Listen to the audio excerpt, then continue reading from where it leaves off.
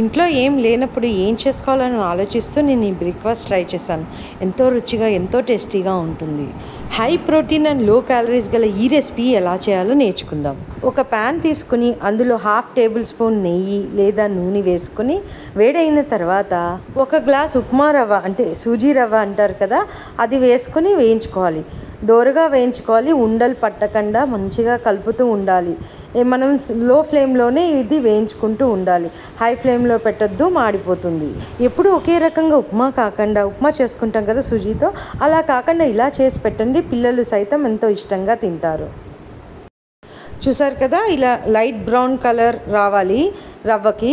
ఈ రవ్వ వేగిపోయిందనమాట. ఇప్పుడు ఇందులో మనము 1 గ్లాసు రవ్వకి 4 to 5 గ్లాసెస్ ఆఫ్ వాటర్ పోసుకోవాలి.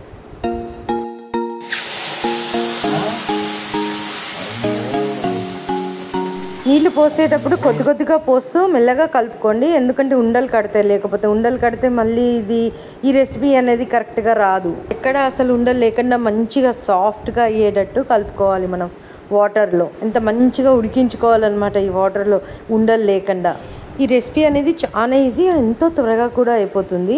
మీరు ఎక్కడికన్నా వెళ్ళాలి, ఫాస్ట్గా టైం లేదు అన్నప్పుడు మీరు ఇది 5 minutesలో చేసేసుకోవచ్చు. అంతేకాకుండా లైట్ ఫుడ్ తినాలన్న టైంలో మీరు ఈ రెసిపీ చేసుకోవచ్చు. ఇప్పుడు తగినంత ఉప్పు వేసేసుకుని ఇది మంచిగా అన్ని మిక్స్ అయిపోయేటట్టు కలుపుకోండి. 1 to 2 minutesలోనే చిక్కగా అవటం స్టార్ట్ అయిపోతుంది. చూడండి, వాటర్లో మంచిగా మిక్స్ అయ్యి చిక్కగా అయిపోతుంది అనమాట. కన్సిస్టెన్సీ నేను చూపించిన విధంగా చూసుకోండి. ఇలా కావాలి, ఎంత చిక్కగా కావాలో నేను చూపిస్తాను. ఇలా పల్సగా ఉంది, ఇంకా కొంచెం అవ్వాలి. ఇంకా అసలు ఎక్కడ ఉండలు కనిపించట్లేదు, గమనించారా? అస్సలు ఉండలు లేవు, నీట్గా మిక్స్ అయిపోయింది. బేసిక్గా మనం సమ్మర్ టైంలో ఆయిల్ ఫుడ్ తినడానికి ఇష్టపడం కదా, ఆ టైంలో మనం ఇలాంటి రెసిపీస్ ఫాలో అయ్యి చేసుకుంటే ఎంతో మంచిగా ఉంటుంది. అంతేకాదు సలువ కూడా చేస్తుంది బాడీకి. సో పర్ఫెక్ట్ అయిపోయింది. ఇది చూసారా, ఈ చిక్కదనం రావాలి అన్నమాట. రవ్వ అనేది మంచిగా ఉడికిపోయింది. ఈ కన్సిస్టెన్సీ ఇంత జారుగా రావాలి, అదైతే పక్కా చూసుకోవాలి మీరు.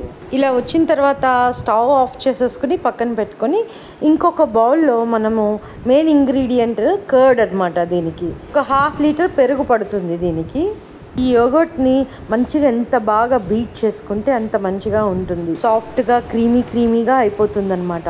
అప్పటి వరకు బీట్ చేసుకోవాలి మనం. ఇందులో అలాగే కొంచెం సాల్ట్, కొంచెం వాటర్ కూడా పోసుకోవచ్చు. ఎక్కువ పోసుకోవద్దు, చాలా లిటిల్ వాటర్ అనమాట.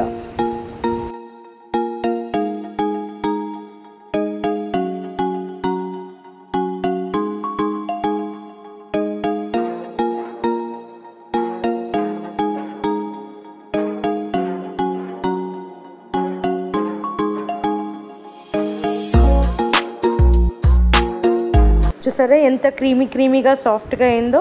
ఇంత సాఫ్ట్గా అయ్యే వరకు మనం బీట్ చేసుకోవాలి. ఉడికించుకున్న రవ్వని ఒక బౌల్లోకి ఫుల్గా తీసుకొని అందులో మనం బీట్ చేసుకున్న కర్డ్ అనేది వేసుకొని బాగా కలుపుకోవాలి. మొత్తం మిక్స్ అయిపోవాలి. ఈ రవ్వలో మంచిగా ఈ కర్డ్ అనేది మిక్స్ అయిపోవాలి.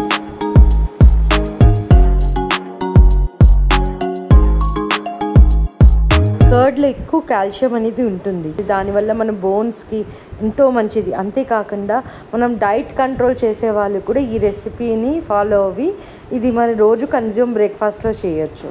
లో క్యాలరీస్తో పాటు రుచిగా ఉండే ఈ రెసిపీ మరి మీరు కూడా ఇంట్లో ట్రై చేసి ఎలా ఉందో నాకు చెప్పండి. అంతవరకు సైనింగ్ ఆఫ్ శ్రీదేవి టాకీస్.